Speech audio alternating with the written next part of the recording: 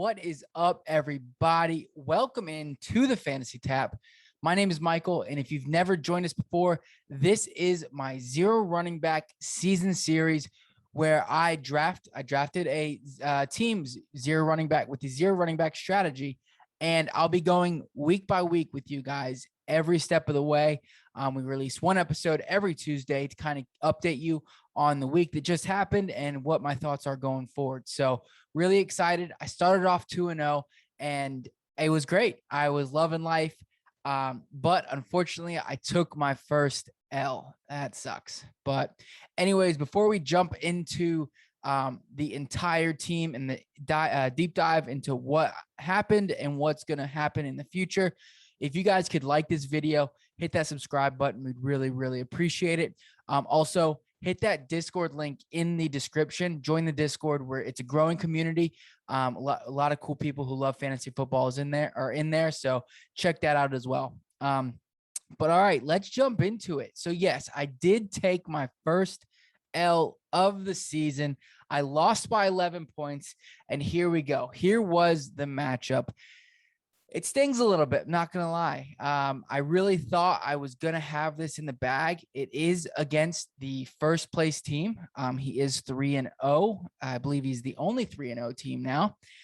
So it stings. It stings. But he had Josh Allen. I mean, that's really it. Typically, the first few weeks, obviously, me having Kyler Murray and the DeAndre Hopkins stack, it's really helped me out.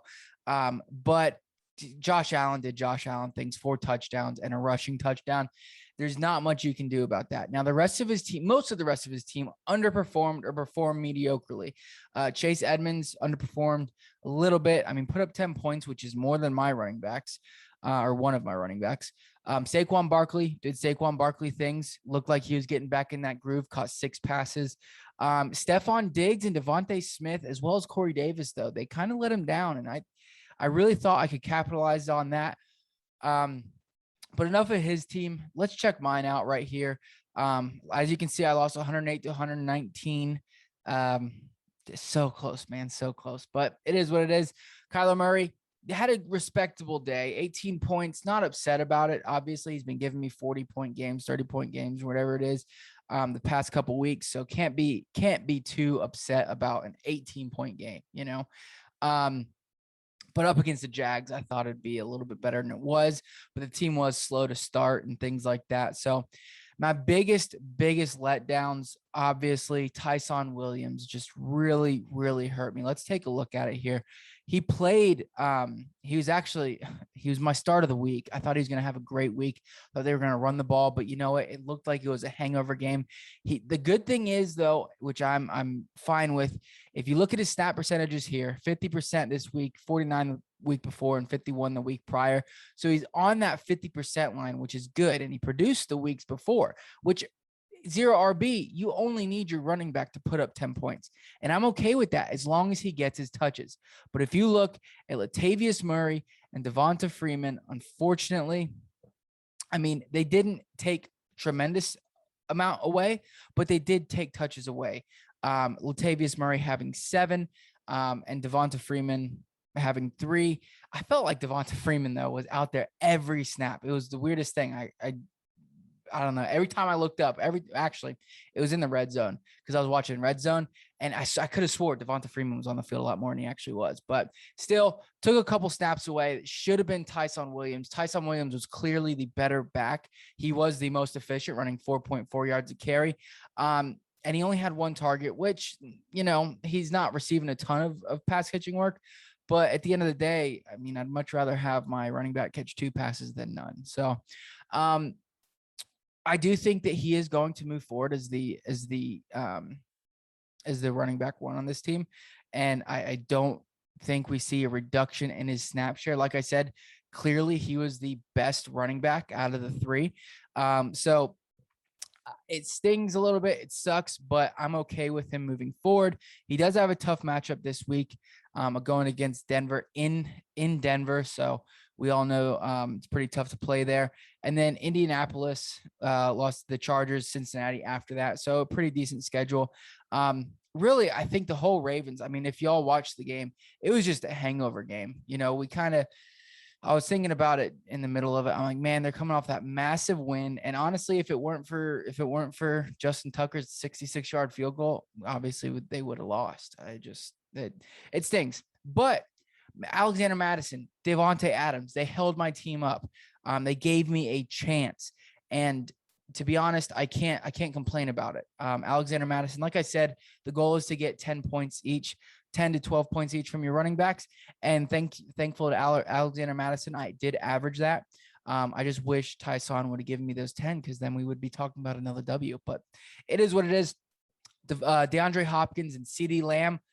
Oh, CeeDee Lamb, so close to. He had one, the long pass, his first catch of the game, which he landed on the 1 yard line, which is the worst. And then two, there was one, I don't know if you guys saw it, he was running in the back of the end zone completely wide open, and Dak didn't throw it to him. So that could have been 2 touchdowns. That could have been 12 points, and I would have been fine, but it's not. So it is what it is. Logan Thomas did well, got in the end zone for me, gave me 10 points, which is perfect for that tight end spot. Obviously, unless Travis Kelce, even Waller, or, Kittle, you're not expecting or Dalton Schultz, apparently, you're not expecting a ton of points. And then Juju Smith-Schuster did exit the game. He only played 40% of snaps. Oops. He did only play 40% of snaps. He got, oh my goodness, why am I doing this? He played only 40% of snaps. He got injured with his ribs. So he is day-to-day. That is something I will be watching. That entire offense, though, looked out of sync completely. Chase Claypool did have a pretty decent day, though. And then finally, and this is another thing that really, really gave me the shot, the New Orleans defense scoring a touchdown, having 2 sacks, only allowing 13 points, putting up 17 fantasy points for me was perfect. And unfortunately, all I had to do was play Jamal Williams over Tyson Williams, and that would have been it. So I did leave some points on the board, on the bench, left him in the form of AJ Green and Jamal Williams, but I can't really get upset about that.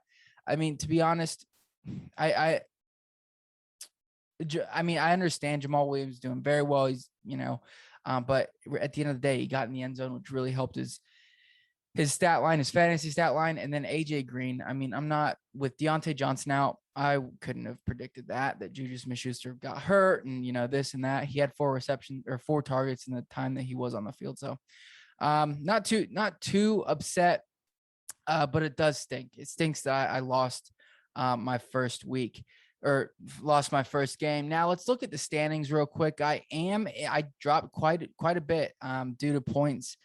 I have 372. That is currently 3rd in the league. Let's see, they're 4th in the league overall. 2nd place, who I just lost to, actually has is 6th, 6th, 7th, 8th, 9th. He's had a really nice.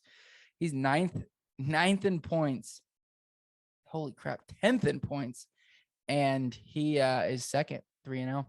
But oh well, it is what it is. I have had I did get one trade offer. I received a trade offer before the start of this week, and it was an easy decline for me.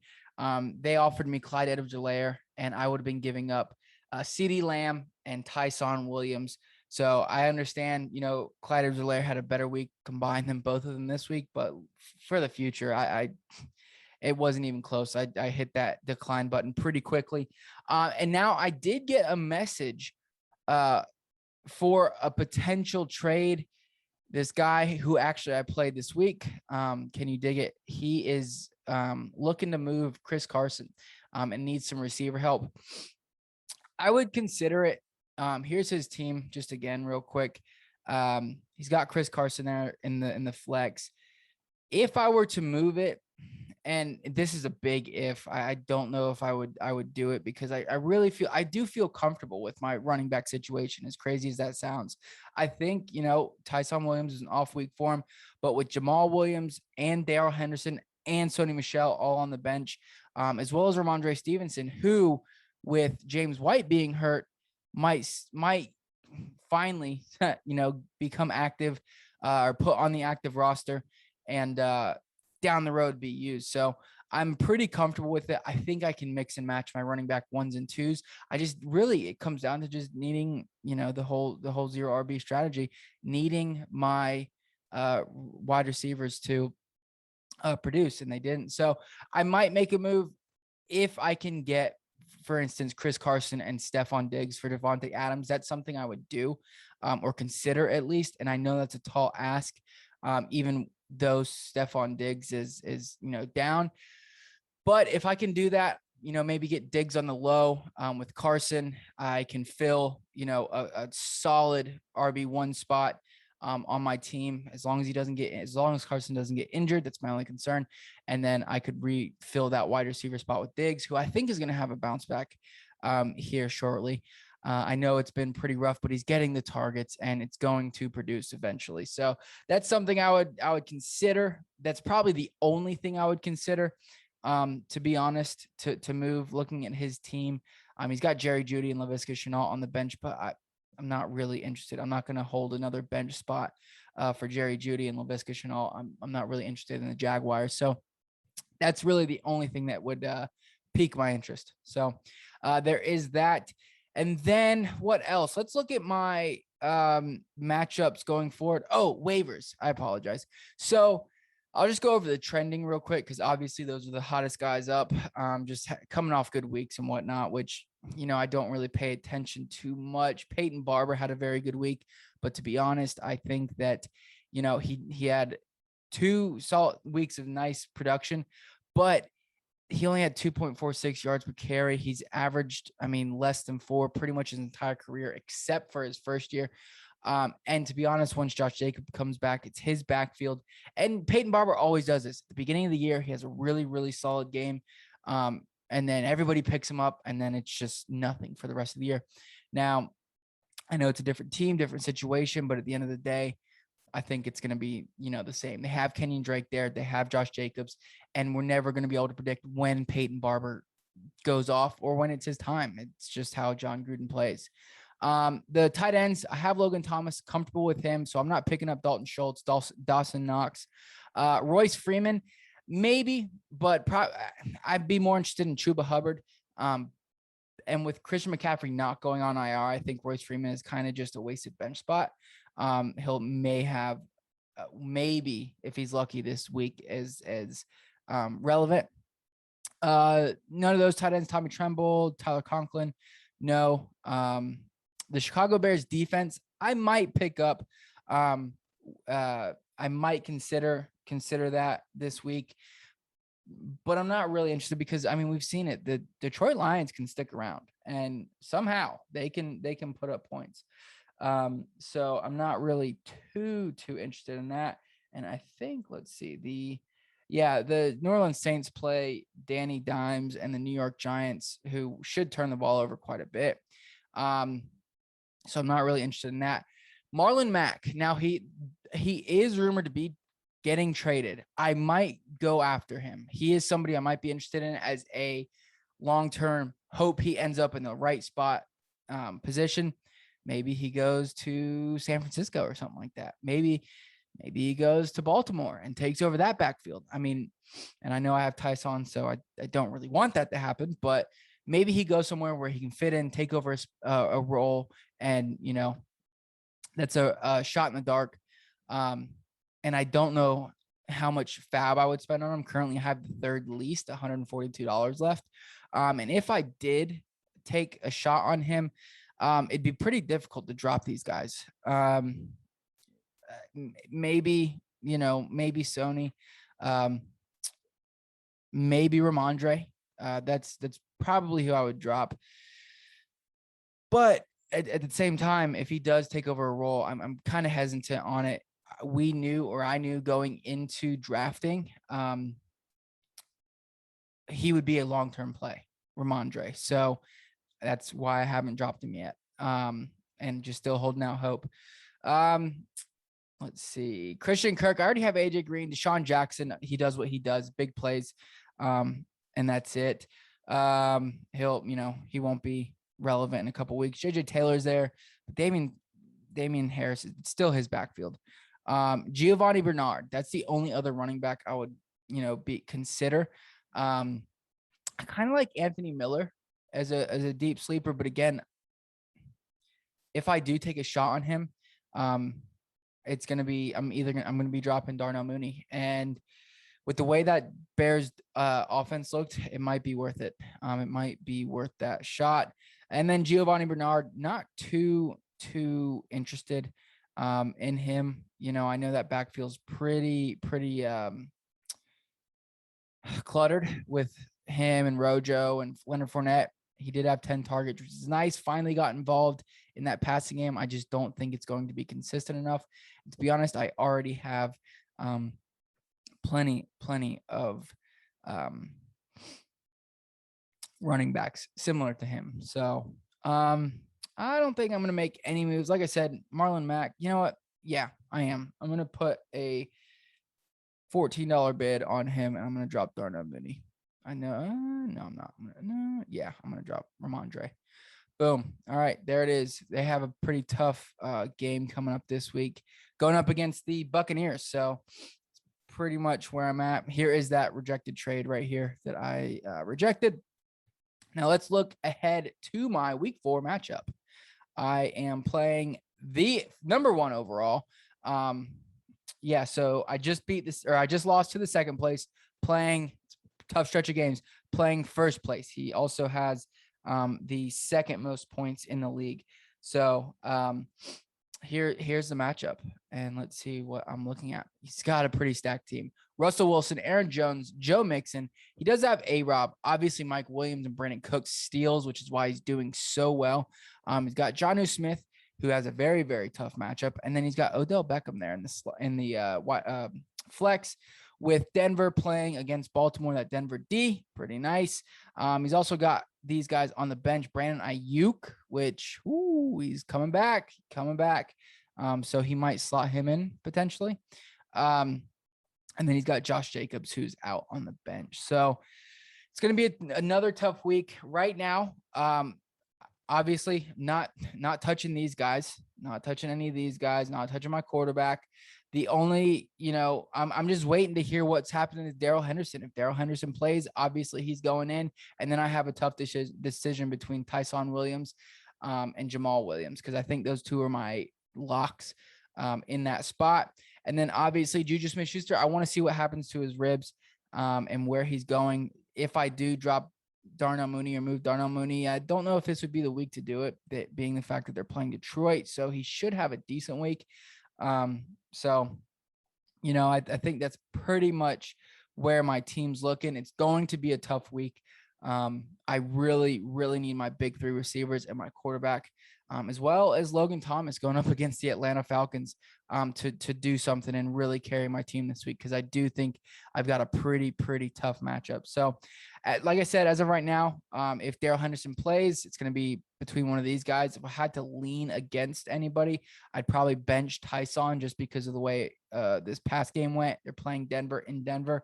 But that's just something I'd have to see. If not, if everything stays the way it is right now, I think I'm keeping it, other than Juju, obviously, barring injury and whatnot. At that point, I'd probably flex in Darnell Mooney. I know he hasn't shown much yet. Jeez.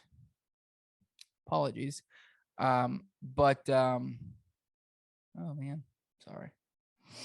But I do think, it's a great matchup for him and a good bounce back game for that Chicago offense. So here is his stats. Only had 4 targets last week, but it was pretty rough in general. So anyways, guys, I'm kind of just rambling on now. That's kind of where my head is at, hoping I can get the dub this week. That'd be nice, because at that point, beating the first place overall, taking him down, I might jump up a couple spots depending upon where everybody else finishes.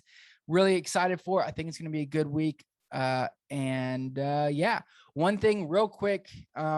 Actually, I'll talk about it next week. I'll talk about kind of what I've learned, what I maybe should have done differently in the draft. And I'll definitely review that at the end of the year. But Anyways, guys, thanks so much for tuning in. I appreciate it. And I will see you guys next time. Make sure you subscribe, hit the like button, share it to somebody, let us know what you think of this team. And then also hit that Discord link. Join that Discord. All right, guys, we'll see you later. Have a great day.